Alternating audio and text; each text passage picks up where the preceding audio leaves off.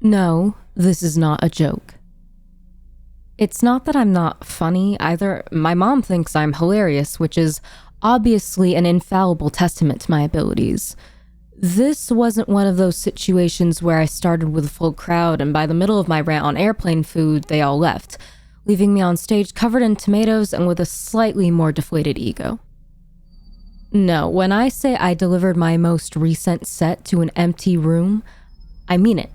That's literally what I did from start to finish. That's what I was told to do. You want me to do what? I lowered my water bottle, staring up at the man who just delivered the news. Argyle, the event coordinator. The only way to describe Argyle is to say his parents made the right decision when naming him. With his frizzy red ponytail and hippie fit, he looked like he'd been booted off a concert tour in the 70s and survived on nothing but gas station food from that point onward. I said, Argyle repeated, crouching down next to the couch I was sprawled on. The boss man wants you to perform it too.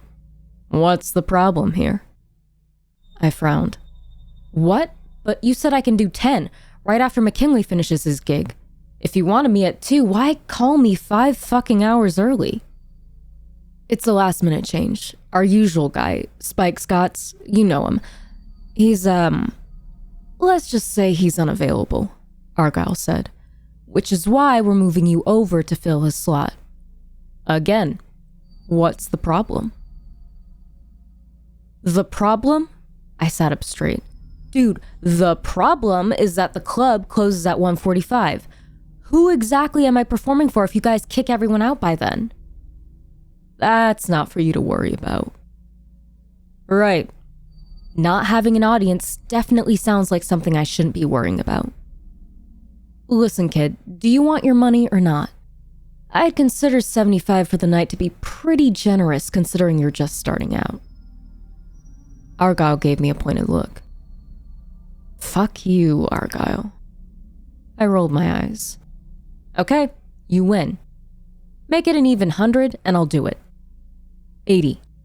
No, 100. 85. 100. 90. 100. We ended up settling on 100. Jesus, the club must have been really desperate. I waited in the break room for 4 goddamn hours after Argyle left, watching as the other comedians and entertainers came and left, bidding me farewell when they did. And when the clock finally hit 1:45, the laughs and chatter slowly started to dissipate, until it was completely gone. Dead silence. Hey, you ready? It was Argyle. He stood by the door, a man purse hoisted over his shoulder. I got to my feet, ignoring the white-hot needles pricking at my legs as I did. Wait, dude, you're leaving? Argyle raised his eyebrows. Yeah? It's 1:55. You've got to be kidding me, I said. There's no way, so you're just gonna leave me here? Alone? Who said you're gonna be alone? I don't know why, but that sent a small shiver down my spine. I followed Argyle out of the break room, my heart palpitating at supersonic speeds. I'd been nervous before sets, but nothing compared to this. I thought the club owners were playing some weird prank on me. Maybe there would be a secret audience full of people, but they just told them to be silent.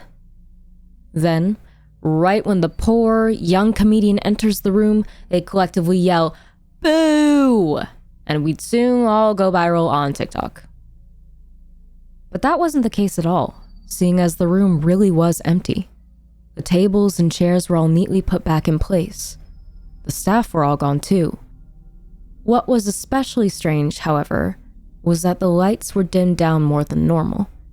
Candles were all that graced the otherwise clear tabletops, their soft luminescence barely illuminating anything. Good luck, kid, I heard Argyle say. He slapped me on the back. Just treat it like any other show. Don't be boring, because if you aren't funny, well, never mind, it doesn't matter. You're gonna kill it in there. Sure. Thanks. My mouth had gone very dry. Wait, but Argyle was gone. I looked around, baffled. Weird. I glanced at my watch. 1:59. I really wanted the $100, so I guess I didn't have a choice. With a deep breath, I took a step forward, toward the stage. Usually I'd be met with a spattering of totally deserved applause, but I was met with nothing this time. I'd probably die on the spot, though, if I heard something even as benign as a cough. "Hello, hello," I said once I reached the mic. "Big turnout this evening, huh?" Low-hanging fruit, I know, but it's not like I'd be met with cheers or anything. I cleared my throat. You know, some would say an empty room is a comedian's worst nightmare. I wouldn't say that, however. An empty room should really be considered a comedian's wet dream because I'd argue a full crowd is an even bigger nightmare. If we weren't afraid of people, we wouldn't be doing what we're doing. And the majority of us wouldn't be virgins either.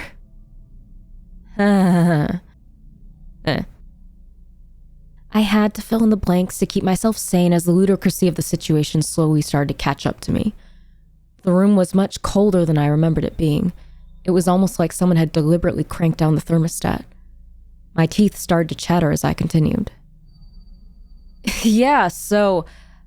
I hesitated. Speaking of sex, women, huh? Women. Love them. They don't really love me back, however, seeing as that's how my last relationship ended.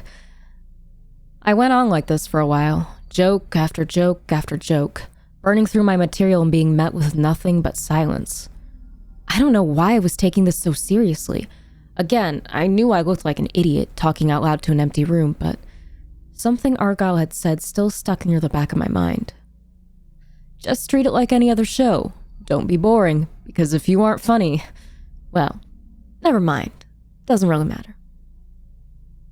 I felt like it did matter, which is why I forced myself to keep going, my eyes scanning each tabletop as if they were trying to find anything remotely humanesque. But, of course, they found nothing. No one.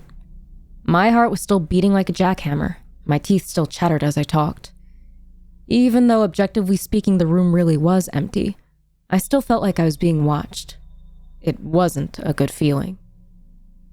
No wonder Spike Scott suddenly became unavailable, I thought as I moved into my closer. I'd met him a couple times. He was the one who originally suggested I perform at this club after seeing some of my material at an open mic event.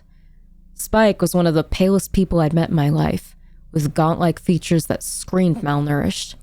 He was wearing this large, dark green woolen coat over what I could only guess were like half a dozen other layers. His teeth were chattering too. I thought he was a Make-A-Wish kid when he first approached me, but it turned out the dude was a 40-year-old comedic veteran. All my friends in comedy told me he was a big deal even though I'd never heard of him before. Yet, he wanted me here.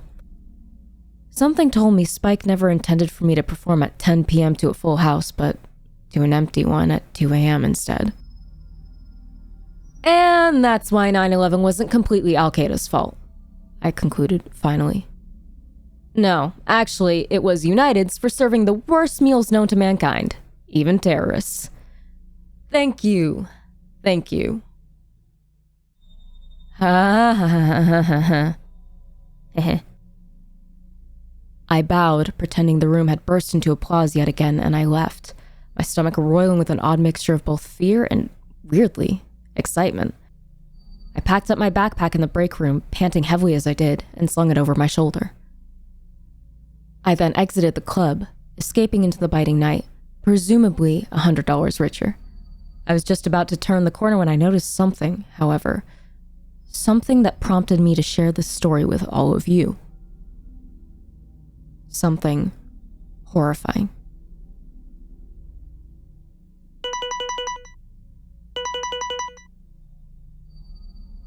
My heart still beating wildly, I tore my eyes away from the large dumpsters just behind the club, from what I'd just seen, and looked down at my phone. It was a message from Argyle. Hey man, nice work. Everyone loved you. Would you be free to perform tomorrow night as well? I quickly threw my phone back into my pocket and speed walked away from the dumpster. My blood as icy as the Arctic and my skin definitely a little paler now. More gaunt. I don't know if my eyes were playing tricks on me, but I swear I saw the dark green sleeve of a coat sticking out from the dumpster. Matted, dirty, and caked with just a sliver of dried blood.